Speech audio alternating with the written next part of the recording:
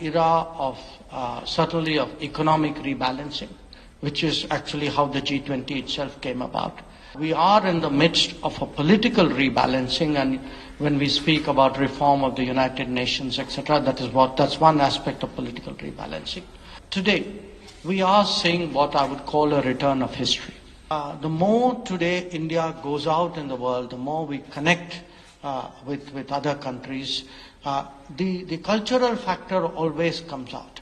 I was myself a few months ago in Zanzibar for the inauguration of the first Indian Institute of Technology outside India. And again, when you go to Zanzibar, you know, the Indian, you can see the connections with India in so many ways. I mean, it's partly there in the people themselves, it is in the tangible culture, the intangible culture, the history, the habits, the customs.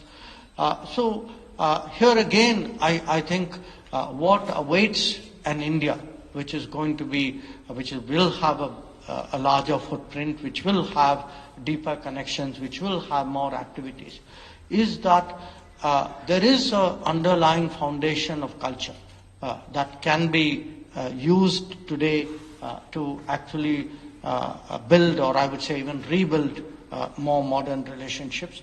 And that is something, you know, it could be the Gulf, it could be Iran, it could be Central Asia, or it could be equally Southeast Asia, where many of us have probably greater experience and exposure. Now, while I, have spoken about appreciating traditions and heritage, I would also like to make the point that today we are seeing what I would call a return of history. A return of history in terms of a civilizational state, India, expanding its influence, increasing its weight in the global order, building many more relationships, taking on more responsibilities. And all of this, we've had an era of certainly of economic rebalancing, which is actually how the G20 itself came about.